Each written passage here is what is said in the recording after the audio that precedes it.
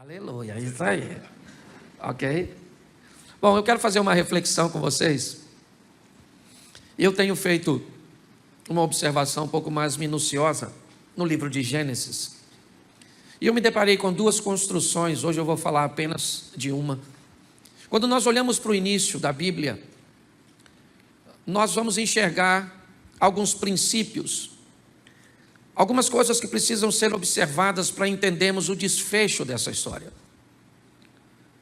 A Bíblia nos diz que Deus é tão poderoso que, apesar de Gênesis ser considerado o início, ele também já estabelece, já prefigura uma visão do final. Quando nós olhamos os primeiros capítulos de Gênesis, nós vamos nos deparar com a criação, e ela nada mais, nada menos estabelece o modelo pelo qual Deus quer que nós vivamos. Quando Deus começa a chamar à existência as coisas como se elas já existissem. Quando Deus começa a criar, dizendo haja isso, haja aquilo, forme-se isso, forme-se aquilo. O que a Bíblia está dizendo é que modelo o indivíduo que vai povoar a terra precisa viver, o modelo de fé. Por isso que a Bíblia diz que o justo viverá pela fé. E o que é a fé? É acreditar que aquilo que não está ainda diante de seus olhos irá acontecer. E esse é o modelo que Deus estabelece. A primeira coisa que ele faz, e também nos serve por modelo, é trazer à luz a claridade, o esclarecimento. O que Deus está dizendo é tudo que vai fazer, antes de fazer, obtenha informações, traga clareza, traga entendimento. Por isso ele não faz nada no escuro. Depois, sabe o que ele faz? Ele tira da água a terra, porque o Espírito pairava sobre a face das águas. E o que vemos é uma sinalização de que a criação, apesar de ser feita no claro, deve ser feita em ambiente de firmeza, de ambiente firme, de solidez. Muitas pessoas não obtêm sucesso em nada na vida, porque constrói tudo em ambientes movediços, de insegurança, de escuridão. Quando nós vamos ver a história de Adão e Eva, nós vamos descobrir como Deus sinaliza os relacionamentos interpessoais. Aliás, ao olharmos para a Bíblia, basta olhar para os 10 mandamentos e vamos descobrir que 7 deles são focados em relacionamentos interpessoais. Ame teu próximo como a ti mesmo. Honre teu pai e a tua mãe. Não matarás, não adulterarás, não dirás falsos testemunhos, não cobiçarás nada do próximo. Quando olhamos para tudo isso, o que recebemos é a direção. Na história de Adão e Eva, esqueça o pecado e descubra como vai ser a vida de gente que não é capaz de abrir seu coração para falar de suas fraquezas. Quem fala de fraqueza não fala de fracasso. Essa é a grande verdade. Quando nós olhamos para Caim e Abel, sabe o que vemos? Vemos a Bíblia dizendo como é difícil lidar com diferenças. Como é difícil lidar quando pessoas têm coisas que nós não temos, com inveja. E olhando isso mais de perto, eu me deparei com a primeira grande construção feita pela mão do homem. A arca do Noé. Logo à frente nós vamos ver, assim que eles descem, a segunda construção feita pelo homem, a Torre de Babel. Duas coisas tão próximas, com significados tão distintos, com resultados finais tão diferentes. Mas vamos dar uma olhadinha nessa história rapidinha do tal do Noé. E vamos ver o que podemos tirar de resultados, de exemplo para a minha e para a sua vida. Coloca para mim, por favor, Gênesis capítulo 6, verso de número 9. Gênesis 6, 9, diz assim: esta é a história da família de Noé. Noé era um homem justo, íntegro, entre o povo da sua época. Ele andava com Deus. Feche seus olhos. Pai, em nome de Jesus, eis aqui a tua palavra. Continua falando conosco, usa-me como um canal de bênção nesta hora, pelo poder do nome de Jesus. Amém. Glória a Deus. Amém? Isso. A minha tradução diz que Noé era alguém perfeito em suas gerações. Ele era justo e perfeito em suas gerações. Me parece que a história de Noé tem muito a ver com o passado. Quando nós olhamos, por exemplo, para o pai de Noé, Lameque, eu não sei te dizer o que ele fez, mas quando Noé nasce, ele lança uma palavra profética para seu filho de forma extraordinária, dizendo que aquele menino iria fazer diferença na sua geração, e fez. Quando eu olho para o avô de Noé, eu me deparo com nada mais, nada menos que Matusalém. Pastor, o que Matusalém fez? Eu não sei, mas a Bíblia diz que esse cara viveu 969 anos. Nem sei se isso é possível, se a contagem é como a nossa. Eu só sei que se eu olhar para um dos mandamentos, eu vou entender que o camarada que tem longevidade de vida é o que honra pai e mãe. Então eu poderia até dizer, mesmo num contexto meio movediço, que Matusalém era alguém de honrar família. Mas o bisavô de Noé era nada mais, nada menos que Enoque, um homem que andou com Deus e foi levado em glória. Pastor, o que você está querendo dizer? Que Deus está dando o perfil desse cara. E diga-se de passagem, não chega nem perto do nosso. Porque se a gente for depender de um pai, muitas vezes, para ser bem sucedido, se nós formos necessitarmos de um avô ou de um bisavô para sermos bem sucedidos, nós estamos lascados. Então, quando nós olhamos para o exemplo desse cara, é fácil. É fácil olhar para ele e ver que seu histórico, seu pedigree, seu sucesso em ser colocado no rol dos heróis da fé dos hebreus. Olhar um homem que fez a diferença, que construiu a primeira grande obra realizada por um homem, e não foi algo pequeno. Nós olhamos e dizemos, esse cara fez porque tinha um contexto familiar que lhe dava base para isso. Tá bom, mas eu não tive. Você não teve. Você teve um pai cachaceiro, negligente, certo? Você teve alguém que, muito pelo contrário, você deve evitar copiar. Então como é que eu vou olhar para a minha vida e vou pegar esse texto bíblico e vou dizer que eu tenho condições de fazer a diferença, que eu vou viver o que ninguém na minha família viveu, que eu vou andar com Deus se minha mãe não andou, se meu pai não andou, ou se anda de qualquer maneira, ou se alguém dos meus foi pastor, mas foi um pastor de qualquer jeito, ou se minha família é toda desestruturada. O que é que a Bíblia está querendo me dizer quando me dá como referência um indivíduo tão perfeitinho, para que eu estabeleça como parâmetro? Por que Noé andava com Deus? É fácil. Porque Lameque andava com Deus, porque Matusalém andava com Deus, porque Enoque andava com Deus. Agora, como é que você vai andar com Deus? Como é que isso vai acontecer com você? Aqui já poderíamos ter uma boa desculpa para justificar nossa superficialidade em relacionamento, nossa imaturidade em sensibilidade. Quando olhamos para esse texto, se não colocá-los da forma correta, nós já vamos achar aqui um excelente limitador para mim e para você. Mas não é disso que eu vim falar. Eu vim falar que não interessa se você tem pedigree ou não. Chegou a sua vez de viver a sua história com Deus. E ela é altamente particular.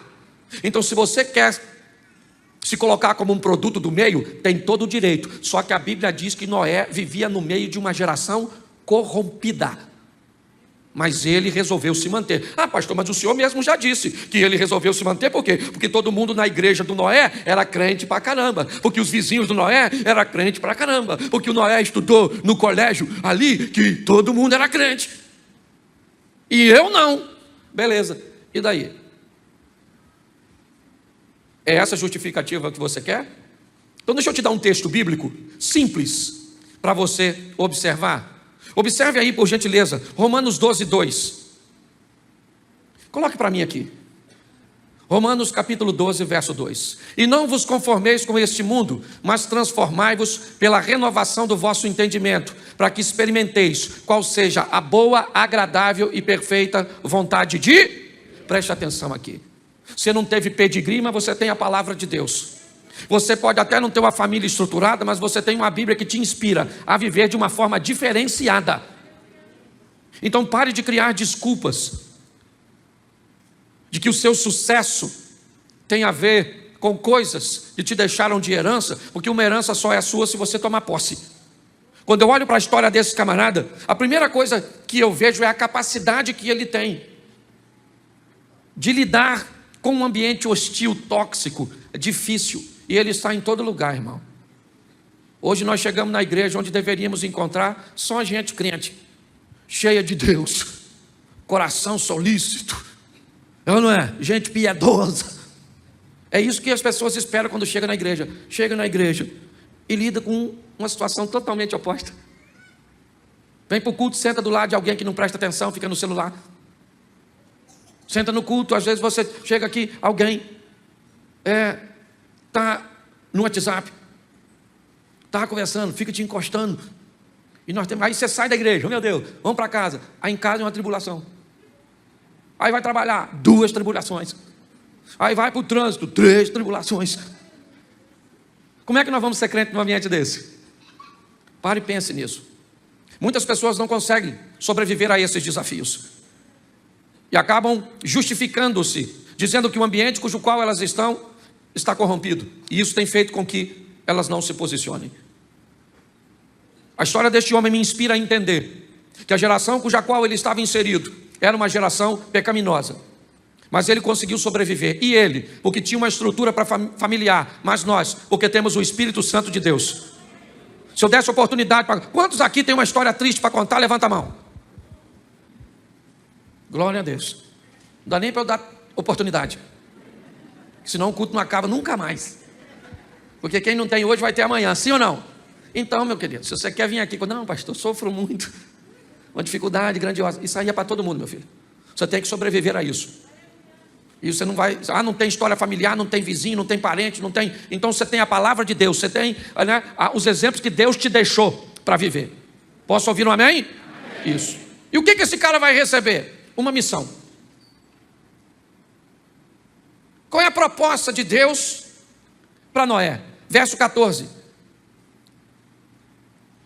Faze para ti uma arca de madeira de gofé, farás compartimentos na arca e a betumarás por dentro e por fora com betume. Preste atenção que aqui está a missão. Deus vai dizer para Noé o que ele quer que Noé faça. E não é nada fácil. Não é algo cujo qual ele tem habilidade para fazer. Ele não tem expertise. Noé é um agricultor. O que ele está acostumado a lidar com plantio. É aquilo que ele sabe fazer. E um belo dia Deus aparece para ele e diz para ele: olha, Noé, eu preciso que você faça uma arca de madeira, porque eu vou trazer um grande dilúvio que vai inundar a terra. A sua missão é essa. Você vai construir isso. Mas como é que eu vou fazer? O Senhor está me pedindo algo impossível. Quando nós formos olhar mais à frente a história da Torre de Babel, não hoje, nós vamos ver que havia muita gente para construir, que tecnologia e que conhecimento já fazia parte do povo no que diz respeito àquilo. Mas a probabilidade de Noé ter sucesso nesse empreendimento é pequena demais. Mas o sucesso de Noé, é isso que eu quero que você entenda. O seu e o meu sucesso tem a ver com o aval de Deus. Você vai precisar de talento, vai precisar de conhecimento, vai precisar de muita coisa. Mas saiba de uma coisa, o mais importante é se Deus está contigo. Porque se Deus estiver com você, querido, se Deus é por nós, quem será contra? Descubra a sua missão. Ah, pastor, agora o senhor complicou. Porque a missão do Noé é construir uma arca. Qual o propósito dessa missão? Salvação. O propósito é salvação. E qual é a missão? Construir um local para que essas pessoas sejam salvas. Então deixa eu falar uma coisa que é universal. Se você não sabe a sua missão, eu vou te mostrar o que a Bíblia diz a respeito. Coloca para mim Marcos 16:15, por favor. E disse-lhes: ide por todo o mundo, pregar o evangelho a toda, essa é a missão de todos nós. Ah, pastor, mas eu não sei pregar. Não pregue, viva. Vá para perto das pessoas com estilo de vida, cujo qual as pessoas olhem para você e digam: nossa, sua vida me inspira. É agradável estar perto de você. Quando você chega, as coisas ficam mais leves, mais diferentes. Às vezes as pessoas dizem: eu não sei explicar, mas a sua chegada muda todo o ambiente. O que é isso? São pessoas que cumprem a sua missão. Muitas das vezes, o lugar mais disputado na igreja é um local de frente ao microfone, de frente a um instrumento, o altar. Eu não sei que cultura nós aprendemos isso, mas segundo a Bíblia, quem oferece o culto é a igreja, e quem ajuda a igreja a oferecer o culto somos nós. O mais engraçado é que nós, que na verdade somos auxiliares do culto, que pregamos, que cantamos, que tocamos, que removemos oferta, muitas vezes nos achamos os mais importantes da história. Eu queria perguntar para você: você é tão importante que faria algum sentido eu estar falando aqui se tu não tivesse sentado aí? Você é tão importante que tem muita gente que prega que não gosta de pregar para pouca gente. Muita gente que canta que não gosta de cantar para muita gente. Você lidera o Manhã com Deus. Tem 60, 70, 100 pessoas. É qualquer músico que vem? É qualquer pregador que vem? É nada. Porque você é importante demais. Essa é a grande verdade. A nossa missão é falar para os outros o quê? Que Jesus está voltando, que tem um lugar para ele ser salvo. E você não precisa de microfone para isso. Ah, pastor, eu tenho vergonha de falar que Jesus salva, então fala que o diabo carrega. É a mesma coisa. Aí ele vai falar: mas eu não quero que o diabo me leve. Aí você diz: aí Jesus salva. Começa pela parte mais difícil. Certo? Então, é muito importante nós entendermos isso. A história do Noé aponta para mim, primeiro, que eu tenho que sobreviver nesse ambiente hostil e ser crente no meio de muita gente que é sem vergonha. Estou na igreja com o pastor e eu posso falar. A igreja tem invejoso, mentiroso, mal pagador. Ou se tem gente que tem até experiência forte. Por isso que ela é comparada à arca. Um ambiente sujo. Pensa, hipopótamo. Sabe como é que o hipopótamo defeca? O rabo dele vira uma hélice. É para marcar território, é de comportamento. Ele defeca e o rabo faz assim, ó. Igual hélice de ventilador. Pensa nesse ambiente. Eu queria que você desmistificasse também uma coisa muito simples. Quando Deus orientou entrar na arca, foi um macho e uma fêmea, sim ou não? Mas não foi adulto. Falou só macho e fêmea. Quem já viu aquele exemplo que parece um elefantão, um leãozão? Não era isso, gente. É só macho e fêmea. Leãozinho. Leãozão era perigoso. Ocupava muito espaço. Sujava muito. Leãozinho você chuta. Entra aí, rapaz. Caramba, vai embora. Pare e pense. O que eu quero que você amadureça a sua ideia, sabe o que é? É que é obrigação nossa pregar o evangelho para quem? A toda, principalmente aquelas que nós achamos que não merece. É a nossa missão. Se você não faz isso, querido, você ainda não sabe direito o que é ser crente, o que é ser cristão, é viver com Deus. Faz quase 30 anos da minha vida que pelo menos, se pegar 30 anos, 10 anos eu passei dormindo. Porque a gente dorme 8 horas, 30%, 30 e pouco. Então 10 anos eu passei dormindo. E quase 20 anos aí, pregando o evangelho, falando para pessoas que Jesus é bom, que Ele muda a história, que não interessa como você está sofrendo, Ele pode entrar na sua vida e dar um norte para você. Muitas pessoas me ouviram, outras sequer me ouviram, muitas me rejeitaram. Mas não interessa, eu estou cumprindo a minha missão. É importante nós entendermos. Saia daqui hoje, para onde você estiver, pegar alguém: querido, você conhece Jesus? Não? Pois bem, Ele te ama. Eu não sei nem falar mais quase nada, mas Ele quer salvar você, sabe? Ele te ama e quer te salvar. Você quer saber mais uma coisa? Vou na igreja, porque eu também estou no começo. Mas é assim que funciona.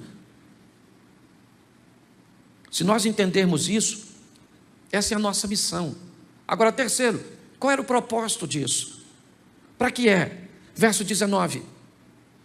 Põe o 19, por favor. E de tudo que vive, de toda a carne, 2 de cada espécie manterás na arca, para conservares vivo contigo, macho e fêmea serão. Preste atenção. O que Noé está construindo é o único local que a salvação vai estar. Não vai ter outro. A hora que o dilúvio chegar, tudo aquilo que estiver fora da arca, eu acredito que você conhece um pouquinho de Bíblia, né? Existem umas coisas no Velho Testamento chamada tipologia, aquilo que aponta para Cristo, e a arca é uma delas. O único local onde haverá vida durante o dilúvio é a arca. O único local que haverá vida depois dessa morte, nós já vamos ver um pouquinho mais à frente, é em Cristo Jesus. E o grande desafio hoje de pregarmos o Evangelho é o mau comportamento das pessoas que se intitulam cristãos e que vivem perto de nós. As pessoas me dizem assim: pastor, para eu ser crente igual meu vizinho, para eu ser crente igual meu pai, para eu ser crente igual minha mãe. E quem é que disse que tem que ser igual a ele? Porque quando você quer ser rico, você quer ser rico igual o Neymar. Aí na hora de pegar exemplo para coisa boa, você pega exemplo lá em cima. Mas na hora de coisa ruim, você pega exemplo negativo. Na igreja está cheio de gente crente, cheio de gente vivendo o extraordinário de Deus, cheio de gente, cheio do Espírito Santo de Deus. Mas nossos olhos parecem... Eu como pastor, eu tenho muitos pastores amigos experientes, e às vezes eu vou falar com eles, eles falam assim: Cláudio, pare de olhar na igreja para pessoas com poucos resultados, para gente que está ruim. Para elas você continua pregando, mas olha para o cara que está trabalhando, olha para o cara que está mudando de vida, olha para o cara que está indo para frente, que é isso que vai te animar. Olhe na igreja para quem está vivendo o incrível, extraordinário, sensacional, para a gente que está cheio de Deus, que está mudando de vida. Porque não tem outro lugar, irmão. Isso não é conversa fiada. Não tem, sabe, outro lugar para que sejamos salvos. É somente a arca, é somente Cristo. Nosso propósito é apontar para Ele, porque Ele é o único e suficiente Salvador. Me perdoe, os católicos, Maria não leva ninguém para o céu. Me perdoa os espíritas, não vai voltar de novo. Hebreus 9, 27, ao homem está determinado a morrer apenas uma vez, vindo depois da morte o juízo. O único local que nós vamos achar o direito de vida eterna é Jesus Cristo de Nazaré. É assim que funciona. Pastor, eu não acredito nisso, então peça a Ele para enviar o Espírito de Deus para a sua mente, para que você acredite, porque não é conversa fiada.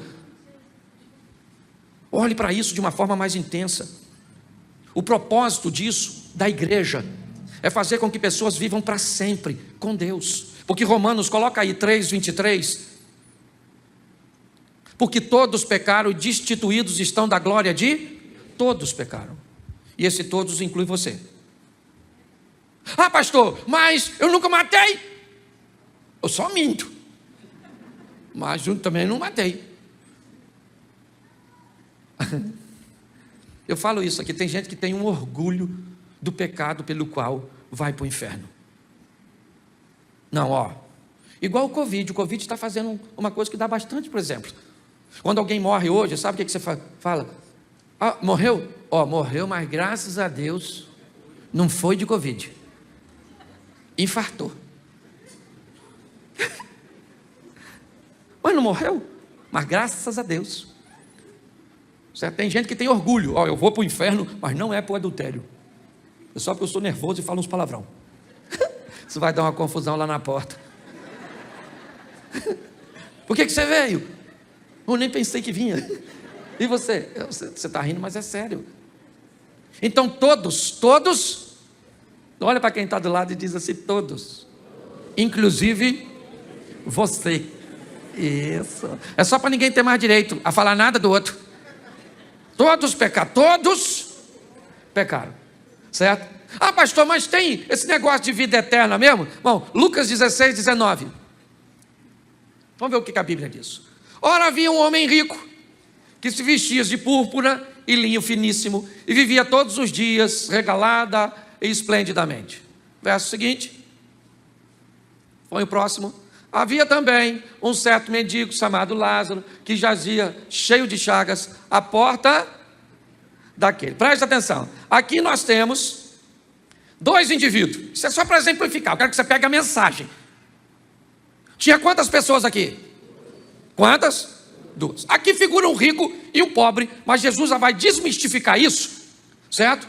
Lá em Lucas 19, onde ele entra na casa de um milionário chamado Zaqueu e diz: hoje salvação chegou a esta. Então a história aqui não tem a ver com que rico vai para o inferno e pobre vai para o céu. Não é dinheiro que leva para o céu, meu filho. Então desmistifica isso. Eu me orgulho de ser pobre. Vai ficar decepcionado quando chegar no céu. Rua de ouro, vai caçar lama e não vai ter. Aí você vai perguntar: onde é a roça daqui? Tem gente que nem tem que ir para o inferno mesmo. Tem uma turma que tem que ir. Sério. Oh, Jesus, tem misericórdia. Certo? Então aqui tem 2 homens. Amém? Verso 22. E aconteceu que o mendigo morreu. Quem morreu? E ele foi levado pelos anjos ao seio de... E morreu também? E foi? Quem é que morreu? Os 2, o rico e o...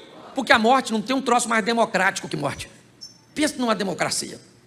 A morte só mata pobre? Que nada. A morte só mata rico? Só mata culto? Não, a morte morre, todo mundo morre. É um privilégio que todo mundo tem. Ah, eu não consigo morrer.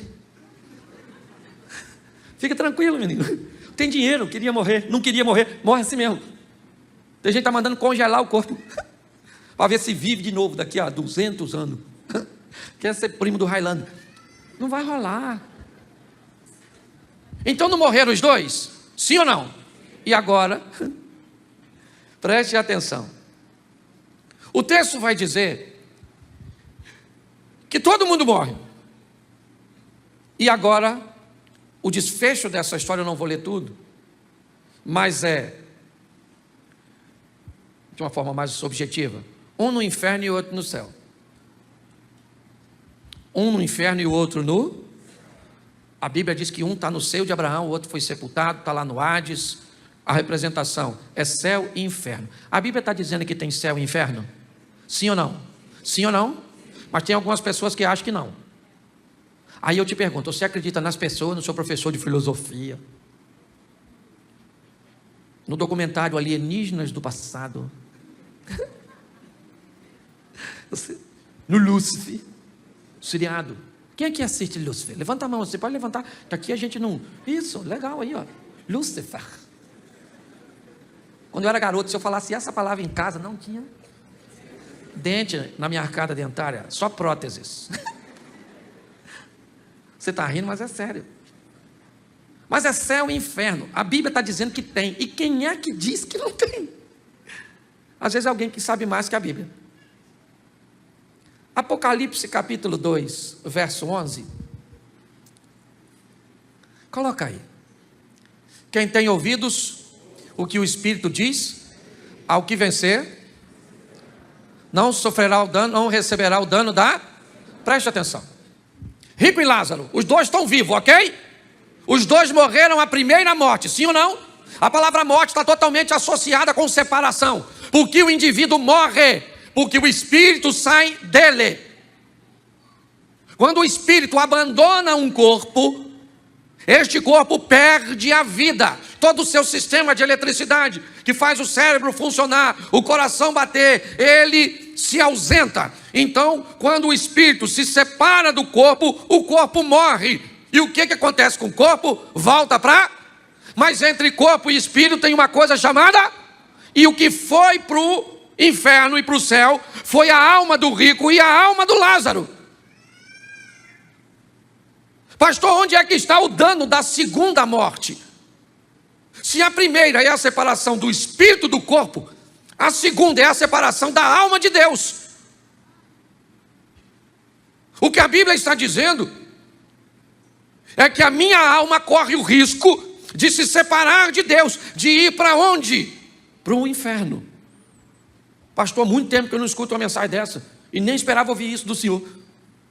Pois é, querido, eu estou preocupado, porque nós estamos com a igreja lotada, mas me parece que o céu vai ficar basicamente vazio, porque o povo está fazendo o que quer, vivendo de qualquer jeito. Aí vem para a igreja porque eu sou engraçadinho, acha que eu vou dar moleza. Querido, cuidado que o Satanás está aí. Querendo o quê? Roubar, matar e destruir seu casamento, sua família, sua fé, te levar para onde ele está, porque a Bíblia diz que o inferno foi feito para Satanás e para seus anjos, mas ele não quer ficar sozinho, quer levar eu e você. Ah, pastor, mas é difícil. A tentação. Difícil só para tu? Você acha que é só você que gosta de ouvir uma vergonhice? Olhar para um lugar proibido, passar a mão no lugar. É o que eu falo aqui na igreja. Antes de casar pode fazer sexo? Não pode não? Mas a pessoa quer fazer? E depois que casa pode? As pessoas querem fazer?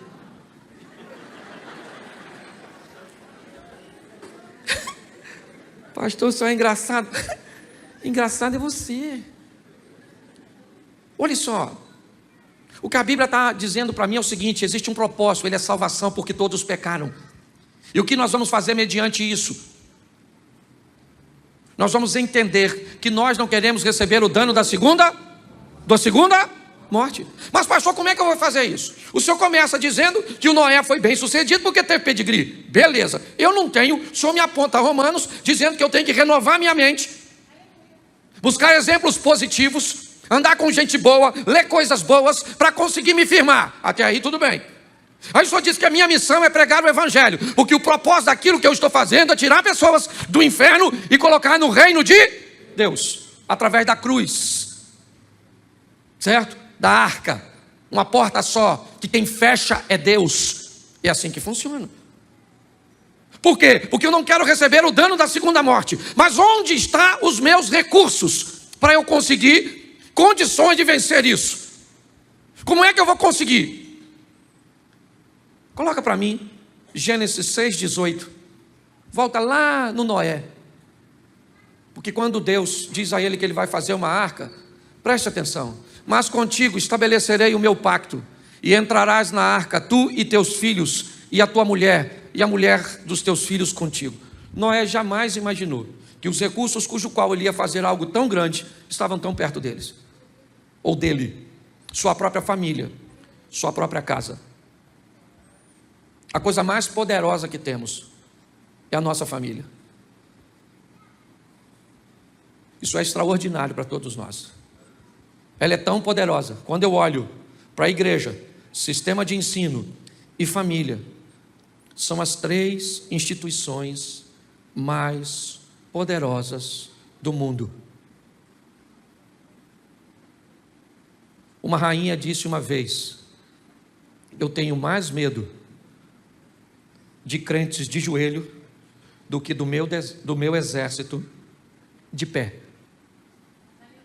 Hoje nós vemos no Brasil, um esquema sendo construído em cima de uma agenda para destruir o nosso sistema de ensino, deformando matrizes nos nossos filhos. Segundo, proibindo a igreja de pregar a verdade.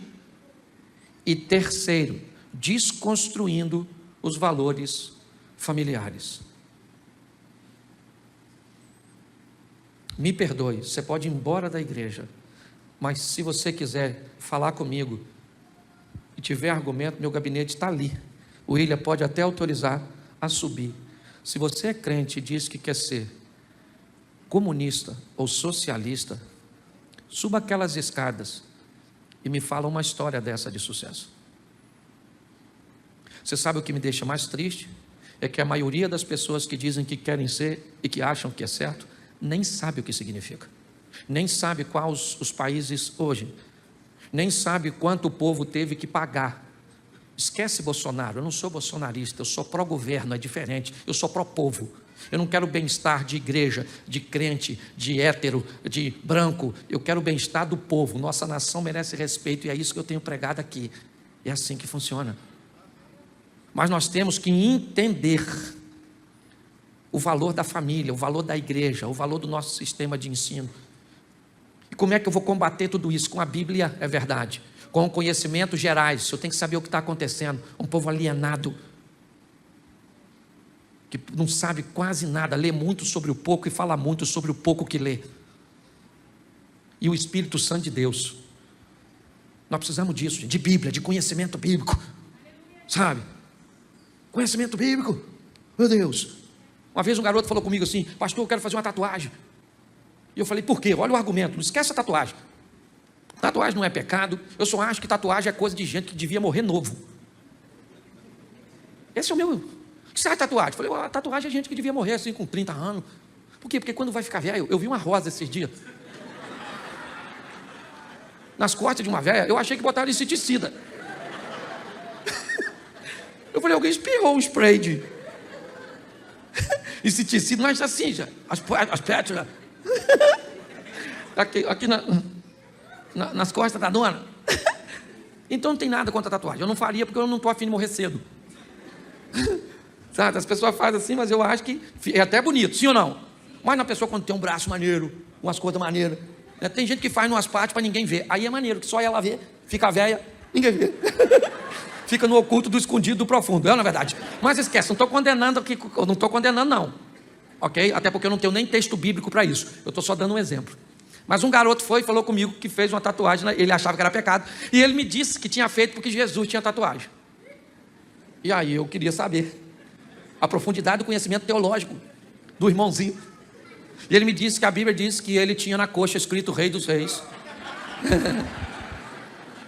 e Senhor dos Senhores. E eu disse para ele que também esse indivíduo da coxa escrita tinha cabelo branco, olho de fogo e uma espada saindo da boca.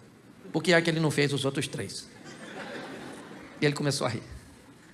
Conhecimento bíblico nos faz entender que o que estamos fazendo primeiro não é pecado ou é pecado. E quando alguém vier com a historinha para nos confundir a nossa mente, nós temos conhecimento bíblico. Nós precisamos de uma igreja que leia a Bíblia. Quem aqui lê a Bíblia? Glória a Deus. Quem aqui já faz mais de um ano que não toca na Bíblia? Levanta a mão, por gentileza. Aqui ninguém para isso aí. Tem gente. E vocês que levantaram a mão não estão sozinhos não. Tem um montão de gente que nem levantou a mão, porque passa de um ano. Que eu nem perguntei isso. Nós vamos precisar, querido, sabe que é de conhecimento bíblico, a batalha, certo, no monte da tentação, lá próximo a Jericó, entre Jesus e Satanás, conhecimento bíblico. O diabo vai tentar te convencer. A ausência do conhecimento leva você e a mim à escuridão. Nós vamos precisar de conhecimento gerais para conhecer a história, o que já passou, ter um entendimento para não repetirmos os males do passado. Então não é só ler a Bíblia não, tem que ler boa literatura, escutar gente boa, se instruir. Posso ouvir um amém da igreja? Amém. Isso! O povo alienado, às vezes que fica lá, ó. Não pode usar calça comprida, por quê? Mulher não pode cortar o cabelo. Vai para a África. Vai, aqui esse cantinho da África. Fala para uma mulher daquela não cortar o cabelo. Lá não tem um shampoo, não tem um... É só questão de tempo, pensa. Não, só não pode ser crente. Ah, mas lá pode cortar, aqui não pode. Por quê? Porque lá não é pecado, aqui é. Me dá um nervoso quando eu vejo essas histórias. Então vai ler a Bíblia, vai estudar, vai conhecer. E pastor, e mais o que eu preciso? Você precisa de uma intimidade com o Espírito Santo. Pastor, mas eu não enxergo ele. Você também não enxerga a eletricidade? Mas enfia o dedo na tomada? Ah, mas cadê a eletricidade que está lá? Então dobra seu joelho e fala para o Espírito Santo: Espírito Santo, você existe mesmo? Eu estou na igreja há tanto tempo, escuto falar de você. Vejo nada. O povo canta no arrepio, o povo prega no arrepio. Eu não choro. Eu olho para o outro chorando e eu me dá vontade de chorar de raiva, que eu não sinto nada e eu não vejo nada, eu não falo. Mas se revela para mim. Eu quero ter intimidade, eu quero andar próximo. Vamos viver uma vida realista, porque Jesus está voltando, meu filho. Aliás, eu acho que ele já saiu de lá. Já está chegando. Entendeu? Já a trombeta vai tocar. E aí, ó, Claudinho, ó. Cadê o pastor Cláudio? Vem no culto, não. Por quê? Jesus levou. Ah, mas nós ficamos? Então vamos fazer o culto nós. Certo?